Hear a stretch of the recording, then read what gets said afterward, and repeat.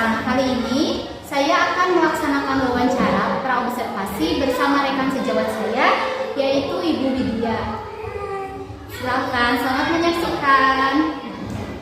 Assalamualaikum. Salam Ibu. Bagaimana kabarnya? Alhamdulillah luar biasa. Alhamdulillah. Ibu apa kabar hari ini? Alhamdulillah Ibu baik. Terima kasih ya Bu ya sudah meluangkan waktunya untuk saya.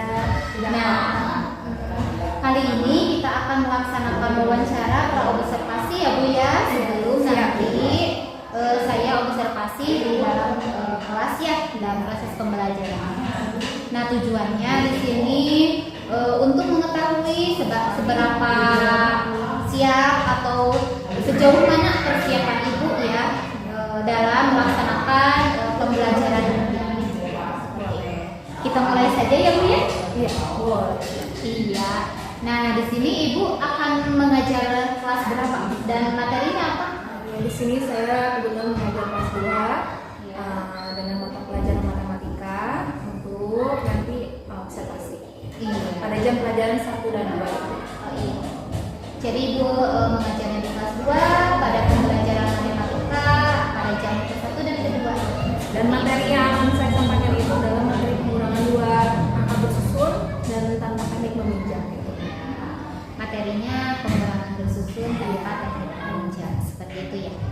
Tentunya dalam proses pembelajaran itu kan Ibu sudah menyusun modul pembelajaran ya. Iya Bu. Nah, di situ kan ada tujuan pembelajaran. Nah, kalau boleh saya tahu tujuan pembelajaran kali ini yang akan Ibu laksanakan proses pembelajarannya apa saja?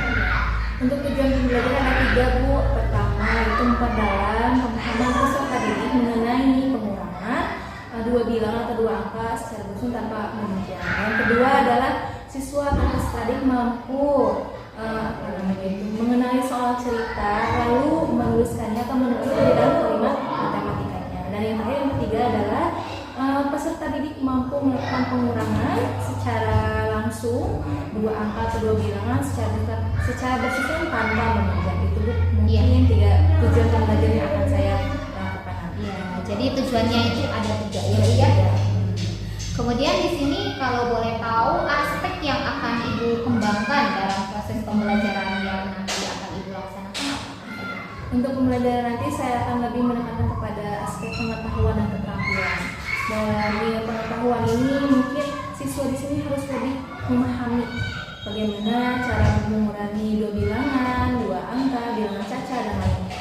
Untuk bagian keterampilannya, di sini saya akan lebih menekan kepada siswa mampu bekerja sama dengan temannya, mampu bekerja sama di kelas, menyamakan kelompoknya ataupun dengan kelompok yang lain, bagaimana cara mengatasi soal-soal cerita dari pengurangan.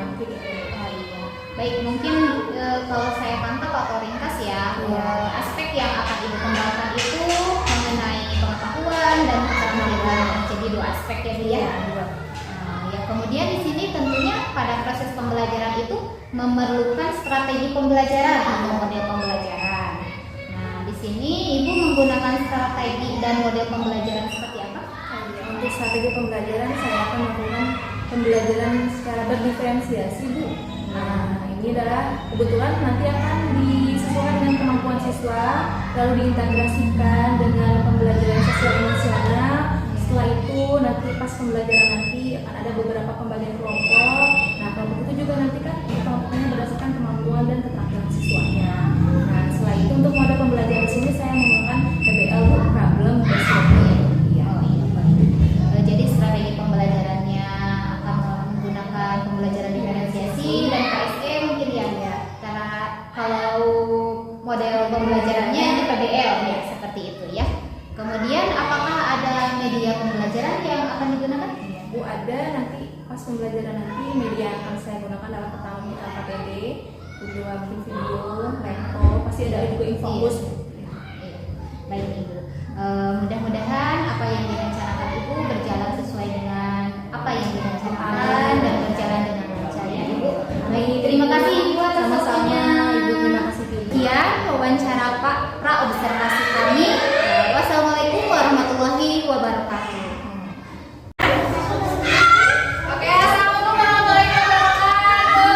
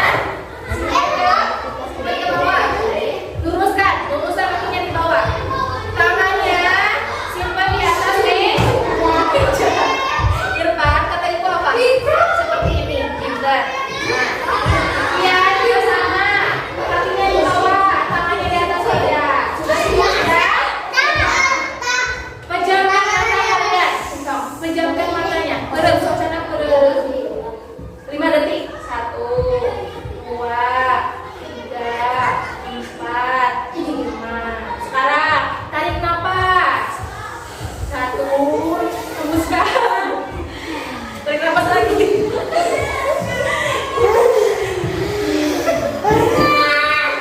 Bagaimana rasanya? Bagaimana rasanya? Ayo, kamera sudah ada tontonan. Coba berdiri dulu semuanya, Kita peragaman dulu sebelum belajar ke pelajaran selanjutnya.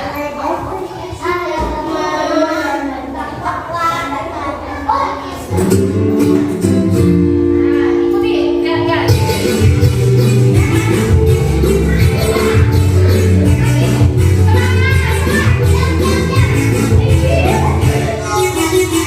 Tangan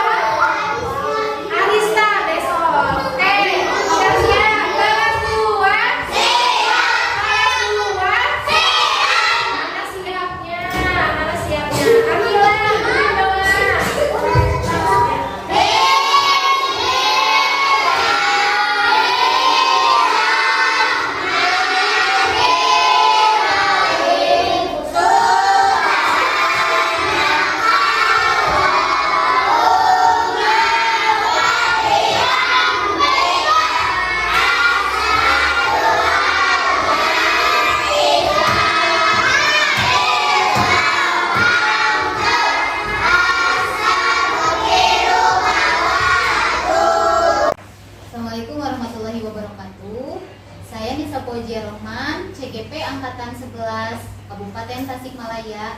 Di sini saya akan melaksanakan wawancara pasca observasi bersama rekan sejawat saya, yaitu Ibu Widya Astuti, dan didampingi oleh pengajar praktik saya, yaitu Ibu Rita Rizani.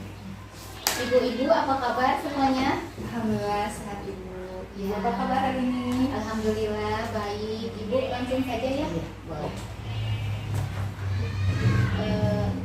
Langsung aja ya Ibu Widya ya. Kan kemarin sudah saya supervisi akademik di kelas ya. Nah sekarang kita akan melaksanakan wawancara pasca observasi tersebut. Nah dalam wawancara ini ada beberapa pertanyaan yang akan saya tanyakan. Di antaranya yang pertama yaitu bagaimana perasaan Ibu terkait jalannya proses supervisi akademik kemarin. Perasaan saya pertama di samping pertama pasti tegang ya Bu ya. Biasanya di kelas kan saya bersama anak saya gitu, happy pembelajaran juga kadang tidak teratur, tapi mungkin disesuaikan dengan kondisi siswa. Tapi ketika ada ibu di supervisi observasi, berarti saya juga harus mengkondisikan anak-anak, mengkondisikan anak-anak pembelajaran dengan benar gitu. Ada tegangnya, bukan tegang tapi takut salah, tapi mungkin tidak biasa saja. Tapi di samping itu juga kemarin itu cukup menyenangkan Bu, anak-anak kan kita lihat semangat meskipun dilakukan pas jam pelajaran terakhir sudah siang gitu. Alhamdulillah meskipun seperti itu, mungkin karena diawali karena kelas 2 juga Bu ya, anak-anak kadang mungkin susah apa ya, kalau udah siang itu mungkin semuanya tidak ada, tapi alhamdulillah kemarin cukup menyenangkan apa ya, happy gitu, anak happy, pembelajaran juga semangat, teriak, mereka bisa apa ya, bisa mengekspresikan kemampuan mereka gitu pas saat pembelajaran. Jadi alhamdulillah Bu cukup menyenangkan dan cukup kondusif. Mungkin ya, tapi bukan kondusif kelas 2 beda dari kondusif kelas 4, 5 dan 6. Tentu saja ya.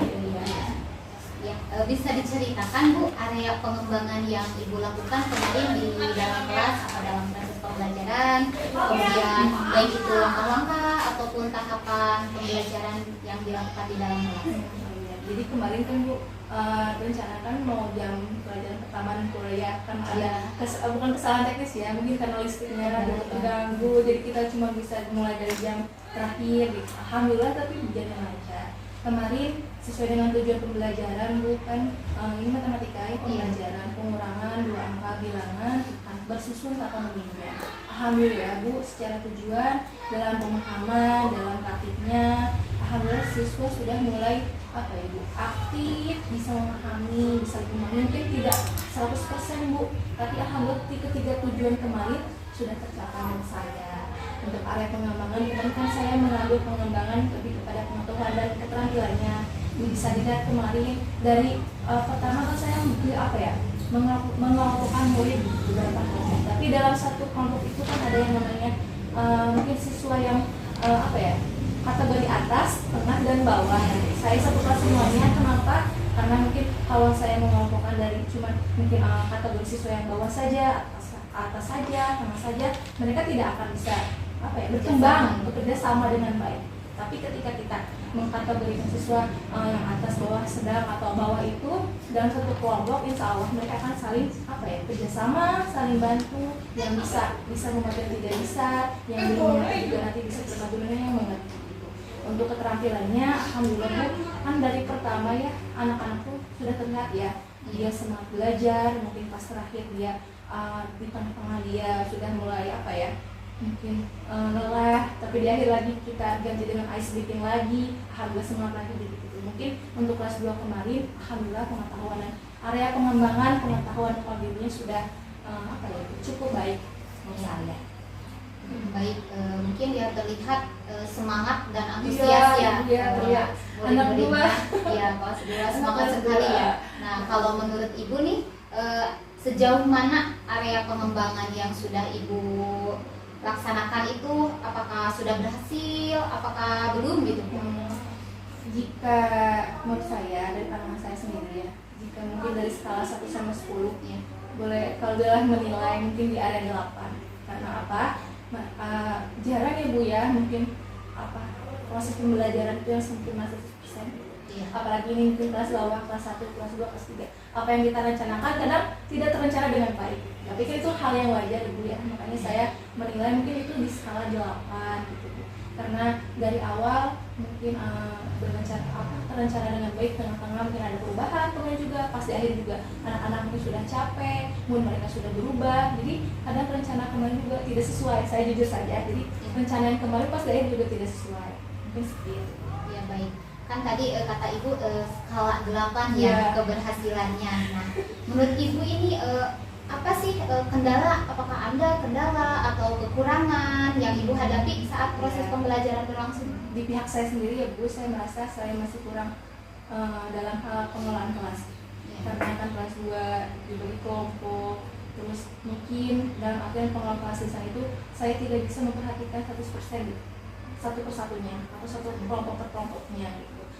Saya kelompok 1, mungkin kelompok 2, Ibu ini apa? Saya maju kelompok 3, kelompok 4 yang mereka bertanya, Ibu ini bagaimana? Dan seterusnya itu sama aja. Nah itu mungkin untuk dari pihak siswanya bukan kekurangannya Bu, mungkin emang hambatannya mereka masih kurang mandiri dan artian masih masih bergantung kepada guru gitu Bu. Jadi kalau meskipun mereka bisa, tapi kadang mereka tuh Ibu dia laras nih ini Ibu benar tidak, meskipun mereka sudah benar gitu, tapi kadang mereka kurang rasa percaya diri, kurang mandiri gitu. Meskipun mereka sudah bisa baca, bisa tulis, bisa itu, kadang siapa yang mau baca, siapa yang mau nulis, isin Bu, malu Bu. Nah itu mungkin masih hambatannya. Jadi di sisi saya itu kurang pengelolaan kelas, kalau di sisi muridnya mungkin mereka masih kurang mandiri, kurang masih berani gitu. Kira-kira kenapa itu hal tersebut bisa terjadi Bu? Mungkin pertama karena apa ya Bu, untuk tahun sekarang kan ya Bu, kita lebih kepada student center ya Bu, jadi kita lebih kepada siswa. Pertama mungkin kita tuh bukan murid saja, kita juga setiap hari memiliki kalau sekarang tuh ambience-nya, moodnya berbeda-beda. Mungkin pas hari kemarin anak bisa saja lagi capeknya belajar, pas mungkin ganti hari lagi anak-anak mungkin perasaannya mungkin sedang kurang semangat untuk belajar. Ini kekurangannya Bu. Saya juga sebagai guru juga manusiawi punya kadang ada masalahnya, kadang ada apanya gitu. Jadi, itu mungkin salah satu faktor yang bisa mempengaruhi kenapa bisa terjadi ya kadang setiap hari itu siswa itu ya kok kenapa ya hari selanjutnya mereka kurang semangat gitu.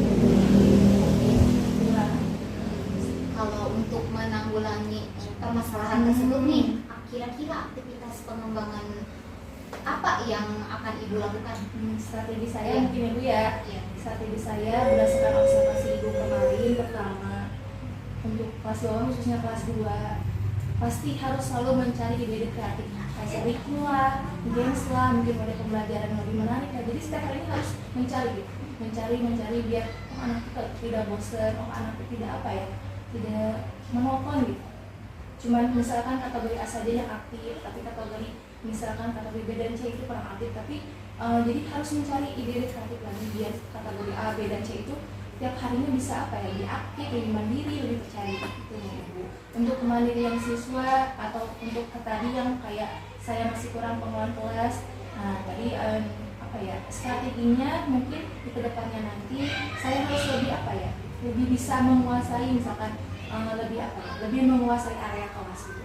Misalkan kalau saya pergi ke kategori B, atau juga ke kategori A atau kategori C, jangan sampai mendiamkan mereka terlalu lama. Selanjutnya untuk meningkatkan strategi kemandirian siswa, itu menurut saya kita itu sebagai guru harus sering ngajak ngobrol ya. Di kelas 1, kelas 2 harus dia ajak dongeng Bu kalau menurut saya. Kenapa hari ini misalkan kurang mood atau kenapa hari ini kurang semangat, Ibu saya ini seperti itu juga saya lebih memotivasi dan ayo semangat, ayo belajar, ayo misalkan harus berani. Mungkin itu strategi saya ke depannya agar mungkin kekurangan saya atau mungkin hambatan siswa juga bisa teratasi. Apakah ada hal lain gitu Bu selain itu yang akan Ibu lakukan, contohnya seperti pelatihan kayak gitu? Kalau untuk saya sendiri pasti pelatihan harus ada selalu Ibu ya. Apalagi sekarang mungkin lebih mudah, lebih akses itu lebih gampang, lebih banyak. Tapi kalau murid sendiri mungkin lebih kitanya kan ya guru tergantung guru mungkin. Karena kan kalau di sekolah sebentar Bu, jadi butuh juga bantuan atau motivasi dari orang tua juga, dorongan dari orang tua siswa juga. Jadi kalau untuk murid sendiri meningkatkan pembelajaran bagaimana? Ya pasti harus ada dukungan guru, dukungan orang tua, dan dukungan lingkungannya gitu menurut saya. Nah, ini terakhir ya, kira-kira kapan hal tersebut akan Ibu lakukan?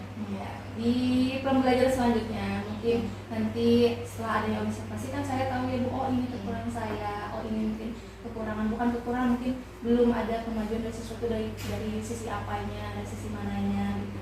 Jadi setiap hari kita belajar, setiap hari kita berproses, jadi apa yang kurang insya Allah kedepannya akan selalu ditambahkan atau diperbaiki.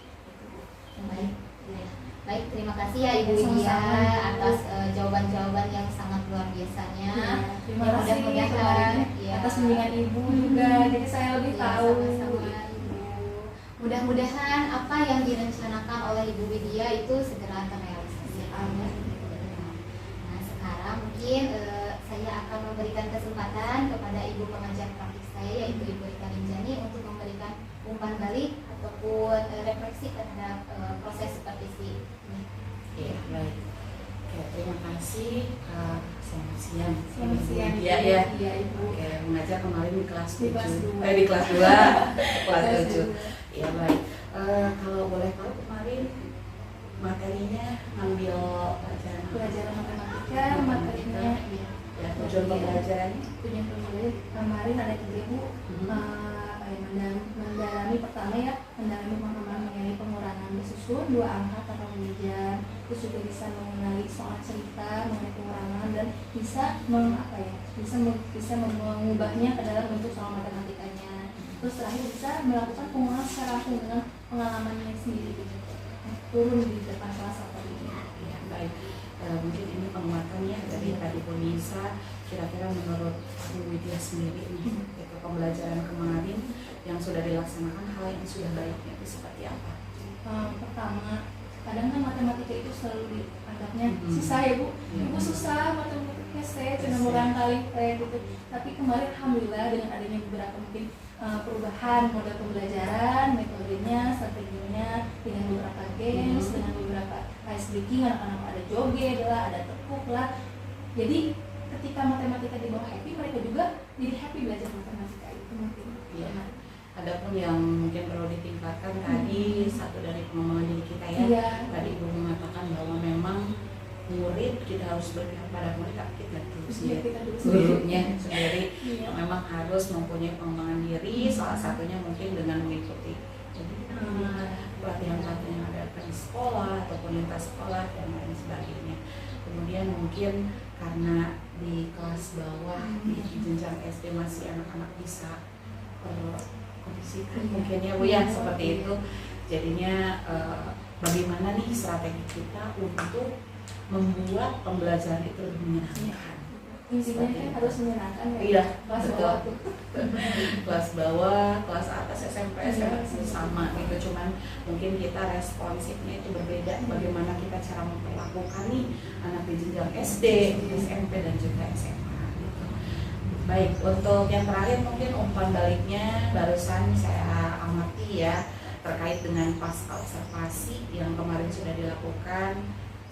Rekan dari Bu Nisa, Bu Widya, barusan pertanyaan-pertanyaan sudah menunjuk kepada bagaimana sih Bu Widya sendiri gitu ya, menyadari hal-hal yang tadi saya tanyakan, hal yang sudah baik dan yang perlu ditingkatkan, sehingga mungkin nanti intinya ini adalah coaching supervisi akademik, sehingga nanti Bu Widya sendiri gitu ya sebagai rekan dari Bu Nisa bisa lebih mengembangkan. Tadi saya setuju dengan pernyataan Ibu bahwa kita setiap hari itu belajar. Kita setiap hari itu harus belajar bagaimana caranya biar yang sudah terjadi kemarin ternyata sekarang harus lebih ditingkatkan. Tentunya kita lihat lingkungan bagaimana, yang intinya adalah cara pengelolaan manajemen kelas. Ya, dengan banyak anak-anak apalagi kelasnya mungkin kemarin kelasnya belum 25 orang. Ya, alhamdulillah SD sudah gemuk ya sehingga bagaimana cara kita memanajemen kelas sehingga kalau kelas terkondisikan dan juga tentunya anak-anak bahagia, harus selalu bahagia. kitanya juga harus bahagia ya Bu ya. Bahagia bagaimana dengan cara menahan berbagai emosi, perasaan ya, apa yang dihadapi. Kemudian tadi juga pertanyaan pragmatik, boleh dikatakan seperti itu, yang diajukan oleh Bu Nisa kepada Bu Widya juga sudah mewakili semua terkait dengan bagaimana sih Bu Widya merefleksi, mungkin ya, merefleksi. Kalau kemarin perannya untuk menggali, sekarang untuk merefleksi pembelajaran sudah dilakukan di kelas. Overall secara keseluruhan sudah bagus. Terima kasih. Sama-sama Ibu. Ya. Terima kasih.